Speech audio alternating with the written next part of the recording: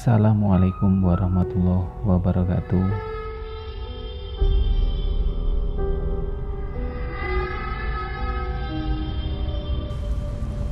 Selamat pagi Soma, pagi, siang, sore, dan malam.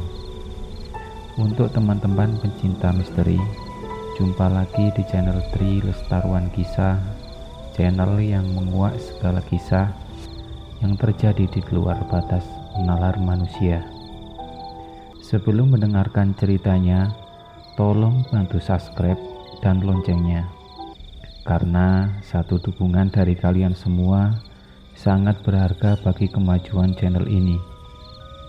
Dan semoga kalian semua senantiasa diberikan kesehatan dengan kondisi alam yang dilanda wabah seperti ini, dan selalu diberikan ketabahan akan segala cobaan, dan semoga pula limpahan rizki senantiasa dapat mencukupi segala keperluan kalian.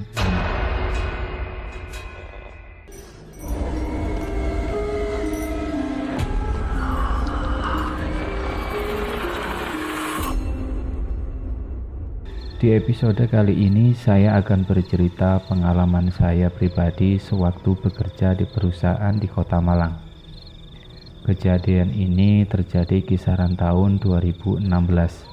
Kejadian bermula ketika aku bekerja seperti hari biasanya, dan tiba-tiba muncul jeritan dari arah belakang samping musola.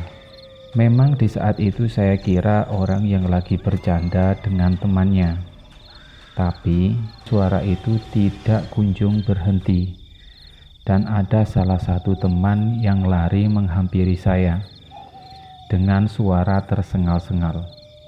Dia mengatakan bahwa salah satu teman kita mengalami kesurupan. Sontak, aku segera bergegas untuk mengecek ke lokasi. Setibanya di lokasi, teman aku benar-benar kesurupan dengan mata yang melotot sambil bicara yang tidak jelas, dengan nada seolah-olah sedang marah-marah. Dan temanku yang berusaha memegangi teman yang kerasukan tadi tiba-tiba terjatuh dan ikut juga kerasukan. Malam itu semua panik. Saya spontan mendekat dan mencoba untuk mediasi, menanyakan nama, dari mana, dan apa tujuan masuk ke raga teman saya. Di malam itu suasana begitu sangat mencekam. Teman saya yang kerasukan melotot ke arah saya seraya menyampaikan sesuatu, tapi nggak begitu jelas. Di saat itu saya mencoba tidak panik dan menelpon guru saya. Di saat itu Abah langsung menyarankan untuk membacakan doa. Alhamdulillah teman aku yang satunya tersadar dan segera dibawa ke kiai oleh keluarganya. Tapi yang satu lagi sangat susah untuk dikeluarkan. Hingga suatu ketika dia mulai kelelahan dengan doa yang diberi yai tadi. Berapa saat setelah itu temanku mulai tersadar, dan aku segera mengambil air yang didoai yai tadi dari jauh di saat aku telepon tadi.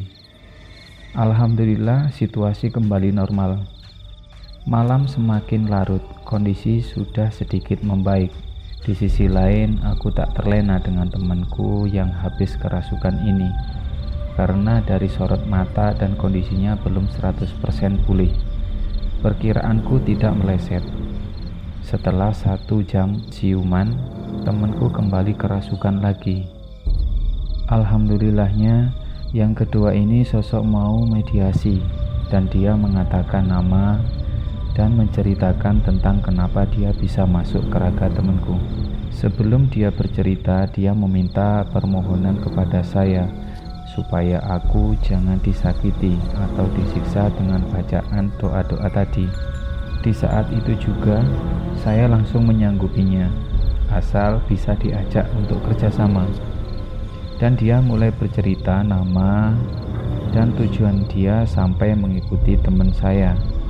Dia mengatakan bahwa dia bisa masuk karena temanku ini sedang melamun di tempat belakang. Memang sebelumnya kejadian ini sering anak-anak baru melihat sosok-sosok yang di lokasi kejadian tersebut. Dari masing anak-anak berbeda sosok yang diceritakan wujudnya. Tapi kali ini hingga sampai merasuki tubuh teman saya. Khususnya bagi pegawai baru selalu diperlihatkan sosok entah kenapa.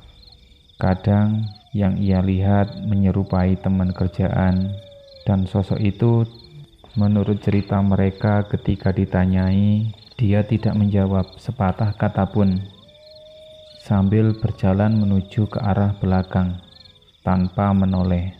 Sedangkan anak yang ditemui tadi setelah ditanya ke teman lain, posisi sedang libur. Kalau menurut sepengetahuan saya, kayaknya anak-anak baru selalu dijumpai, mungkin dengan kata lain mereka menyapa, mau untuk kenalan. Tapi yang ada kita merasa diganggu mereka. Kembali ke cerita awal. Di tengah-tengah perbincanganku dengan sosok tersebut, dia menangis dan mengatakan bahwa dia tidak punya teman. Menurut tiap kali mau main, dia selalu dijauhi dengan teman-teman sebangsanya. Setelah itu, dari gerak tubuh yang dilakukan temanku sangat aneh dipandang mata, seolah dia kedinginan, atau mungkin menggambarkan kondisi sosok yang merasuk ke tubuh temanku. Seraya aku bertanya kepada sosok tersebut, "Lapo awakmu?" Adem. "Kon umur piro?" Aku 8 tahun. "Kon napa nang kene?" Aku gak duwe konco. Aku ambil wong tuaku dibuang. Aku gak tahu diopeni. Aku gak ngerti wong tuaku sapa. Wis kon saiki tak anggap dadi koncoku. Sesuk lek kon gak duwe klambi apa jarimu, sesuk tak tukokno. Tapi syaratnya siji, kon gak oleh ganggu maneh. Alame awake dhewe iki beda. Di situ dia sebelum keluar, dia sempat menanyakan namaku, dan otomatis aku kasih tahu. Setelah keluar, temanku lemas dan dia bilang, Kenapa kok akeh wong nang kene? "Ya wis ngalih, tekan gon iki adem dene." Buruan teman-teman semua pada bubar dan kondisi pun kembali normal. Tapi di sisi lain, bayangan yang tadi masih sering melintas di pikiranku. Di malam itu aku tidak bisa tidur. Pikiranku, andai nanti aku tertidur dan temanku kerasukan lagi, bisa jadi masalah besar, ujar aku waktu itu. Malam kian larut, jam menunjukkan jam 11:30 malam. Memang kita di perusahaan itu disiapi mes laki dan perempuan. Jarak mes perempuan ke laki-laki lumayan jauh. Di malam itu ada salah satu temen cewek yang mengirim pesan via WA. Dalam chat tersebut dia mengatakan, Mas, aku ngancani arek iki wedi. Engko lek kejadian mau sore terulang. dan aku sempat menjawab, "Ngomongo engko lek ono opo-opo aku ora turu kok." Jam menunjukkan jam 1 dini hari. Tiba-tiba aku mendapat WA lagi bahwa temanku yang kerasukan tadi merasa pundaknya sakit dan berat. Aku menyarankan untuk diajak ngomong, jangan dibiarkan dia melamun. Sembari aku berjalan ke lokasi mes perempuan. Dan di situ aku buka chat WA yang masuk. Dia mengatakan lagi, "Wis mas, laiki arek tak jak ngobrol yo guyon-guyon. Mbuh moro-moro kok sambat pundaki abot." Tak berselang lama aku datang ke tempat mes anak perempuan. Ditemani salah satu temanku, sebut saja namanya Yos. Ternyata sosok yang sore tadi sudah merasuki temanku lagi. Aku masuk ruangan tersebut, dia menatapku dari pandangan yang sebelumnya dengan matanya yang mau copot, Seketika berganti senyuman, tapi tetap juga bagi aku senyuman yang aneh. Dan dia bilang, Mas Irwan, aku meni toko klambi Mas yo. "Iya, sesuk tak tukokne. Saiki wis bengi, pasare tutup." Selang beberapa saat, akhirnya keluarlah sosok tersebut. Aku ambil air sisa yang didoai Yai tadi supaya lekas diminumkan ke temanku. Aku mulai lega dengan kondisi yang sedikit membaik. Dan selang beberapa menit kemudian, aku mulai beranjak kembali ke tempat mes lagi-lagi. Karena waktu sudah menunjukkan jam 2 dini hari, di tempat mes laki-laki pun juga sudah sepi. Yang lain semua pada tidur. Dan Yos sempat berkata untuk izin mau tidur karena rasa kantuk yang gak bisa ditahan. Aku menyuruh dia untuk tidur duluan, hingga Yos tertidur pulas. Sedangkan aku sendiri tetap saja belum bisa tidur. Baru beberapa menit aku memikirkan hal tadi, ternyata kejadian aneh masih saja terjadi. Kondisi kamar mes yang sedikit agak gelap, tapi masih ada sedikit cahaya dari luar yang masuk. Tiba-tiba selimut yang aku pakai dari arah bawah kakiku tiba-tiba terasa ada yang mengangkat ke atas dan menarik-narik. Setelah aku lihat, benar adanya selimut benar-benar terangkat seolah ada yang mengangkat sambil menarik-narik. Ketika itu aku berucap, ojo ganggu, aku tak turu sik. Lek kon memang si ayu, dukno selimutku iki. Aku janji sesuk tak tukokno, tapi rasa ganggu. Tapi seolah tak menghiraukan perkataanku, selimut tetap aja dibuat mainan. Pada akhirnya, aku mencoba bangun dari baringku tadi. Selimut lambat laun diturunkan dan tak lagi melayang. Jujur, ini adalah kejadian dan pengalaman pertamaku yang aku alami. Dijailin oleh makhluk kasat mata. Waktu itu sebelum selimutku melayang, perasaanku memang seolah ada yang menyentuh kakiku. Tapi pikiran positifku, aku kira kaki temanku yang menyentuhnya. Seusai kejadian tersebut, sudah tidak ada kejanggalan lagi dikala aku pergi untuk tidur. Tetapi hingga pagi tiba, tak terasa semalaman aku tidak tidur. Di pagi itu aku bergegas ke pasar untuk membeli baju muslim seperti yang diinginkan tadi malam. Setibanya dari pasar, aku mengajak temanku untuk sowan ke dalam Yai atau ke rumah Yai untuk mengantar pakaian itu ke salah satu panti asuhan, sekalian meruqyah temanku tanpa sepengetahuan dia. Tiba-tiba di tengah jalan aku ditepuk pundakku oleh temanku tadi, seraya berucap, Mas si ayu melok iku arek sendepel nang pagare flavor. jarno melok, seneng paling kate oleh klambi.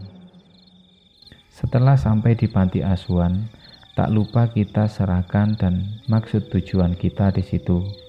Kepala panti juga mendoakan dengan kiriman Fatihah untuk sosok Ayu. Sebelum sampai rumah Yai, tiba-tiba temanku mengajakku untuk pulang dengan dalih yang gak begitu jelas. Aku udah merasa sedikit gak enak. Aku mencoba untuk membujuk dia. Dalam benakku, apa dia tahu mau saya ruqyah. Tibalah ke depan pintu dalam Yai. Dia menatap ke kanan, kiri, seolah mengecek seisi rumah tersebut. Selang menunggu beberapa menit, Yai pun keluar dan mempersilakan untuk duduk. Setelah berbincang-bincang dan menceritakan awal hingga akhir kejadian tadi malam, Yai seolah menundukkan kepala sejenak dan seolah sambil membacakan sesuatu. Benar juga. Ketika itu temanku langsung tidak sadarkan diri. Teman aku kembali kerasukan si Ayu. Yai mau mendatangkan karena mau tahu jelas sosok si Ayu. Ternyata memang benar, kemanapun teman aku pergi, dia selalu mengikuti, kata Yai. Di situ Ayu ditanya panjang lebar sama Yai. Ternyata memang benar, Ayu adalah namanya, dan dia adalah anak bajang yang dibuang orang tuanya dan tidak dirawat menurut penuturan Yai. Dia sebelumnya tinggal di sebelah sungai dengan kondisi memprihatinkan tanpa busana. Umur dia sekitar 8 tahunan, entah dalam dimensi dia berapa umurnya. Kondisi fisik, rambut sedikit pirang kemerah-merahan, dan setelah Yai mediasi, si Ayu di situ ditanyai, "Sampean muslim?" Apa iku muslim? Di situ Yai menjelaskan panjang lebar tentang Tuhan pencipta alam, tapi yang keluar dari mulut Ayu, Sopo Allah iku? Allah iku pangeran sing nyiptakake saisine dunya, sampean lan aku iki. di situ Yai menerangkan banyak hal soal Islam dan mengenalkan Tuhan. Di situ si Ayu menangis dan Yai menawari, Piye, sampean urung masuk Islam? Di situ Ayu tak mengeluarkan sepatah kata pun. Hingga pertanyaan yang ketiga kali, Ayu mulai menjawab, Iya, aku gelem. Bersedia masuk Islam dan janji tidak boleh mengganggu makhluk yang beda alam? Iya, aku janji. Di situ Yai menyuruh sosok Ayu untuk keluar. Ya wis lek ngono aku tak mulih ya. Di situ Ayu ternyata susah untuk keluar dari raga teman saya dan merintih seolah kesakitan. Pak, tolong ngono. Tokno aku. Awakku loro kabeh. Seketika Yai membacakan doa, Ayu pun bisa keluar. Temanku mulai siuman dan tersadar. Di saat sadar, dia kayak orang bingung dan merasa capek. Perasaan dia seperti berjalan berkilo-kilo. Dikala itu aku diberi air yang langsung sudah dikasih doa-doa dari Yai. Alhamdulillah. Seusai itu kondisi kembali normal dan kita langsung pamit pulang. 2 hari berlalu, ternyata si Ayu mendatangi mimpiku sambil menangis. Merengek kayak anak kecil pada umumnya. Mengatakan bahwa dia meminta baju bukan itu. Aku sedikit kebingungan. Apa yang dimaksud sosok Ayu ini? Aku nggak seneng klambi iki. Aku emoh klambi iki. Lah terus sing kok jaluk koyo opo? Lek kon gak ngomong, aku ora ngerti. Yo klambi sing koyo tek wong-wong iku ta. Pikir aku baju yang kayak apa yang diminta anak ini dalam mimpi aku itu. Seketika itu aku terbangun dari tidurku. Waktu itu jam masih menunjukkan jam 3 pagi. Aku mulai merenungi yang barusan terjadi. Setelah berpikir panjang, tiba-tiba seolah-olah kayak aku dibisikin seseorang laki-laki. Arek iku njaluk kok tukokno kain kafan. Astaghfirullahaladzim. Ini ya ternyata yang dia minta. Entah suara tadi dari mana asalnya. Dikala itu aku tak menghiraukan. Meski sedikit bingung. Tibalah pagi aku segera berangkat dan menemui temanku. Aku menceritakan akan mimpi tadi malam kepadanya. Di hari itu temanku langsung aku suruh untuk libur dan pulang. Menurut cerita, sesampai di rumahnya diadakan selamatan dan pembacaan tahlil yang dikhususkan untuk si Ayu dan dibelikannya kain kafan. Dari situ kejadian janggal sudah tidak pernah terjadi lagi yang menimpa anak-anak atau karyawan. Tapi kadang ketika aku menjalankan sholat, aku merasa ada yang mengikuti jadi makmum di belakangku. Yang saya rasakan setiap dia aku kirimkan Fatihah dan kusebut namanya, dia selalu datang dan seolah menepuk bahu saya barengan dengan angin yang berhembus, tapi hanya sesaat. Saya berpikir mungkin dia mau mengucapkan terima kasih. Memang aku tak seberapa tajam penglihatanku, tapi indera perasaku lebih kuat daripada penglihatanku. Dulu memang aku bisa melihat alam lelembut. Setelah usiaku 12 tahun, aku dibawa ke kiai dan otomatis penglihatanku mulai berkurang. Tapi ketika di saat mataku membuka, aku bisa melihat semuanya. Tapi yang aku alami hanya kurang lebih 3 atau 4 bulan. Setelah itu dengan sendirinya akan menutup, dan entah berapa lama lagi akan membuka dengan sendirinya. Itulah yang aku rasakan hingga sekarang. Demikian cerita sosok bayi bajang yang tidak dirawat oleh orang tuanya. Ada kurang dan lebihnya dalam penyampaian cerita ini. Saya mohon maaf yang sebesar-besarnya. Sekian, wassalamualaikum warahmatullahi wabarakatuh.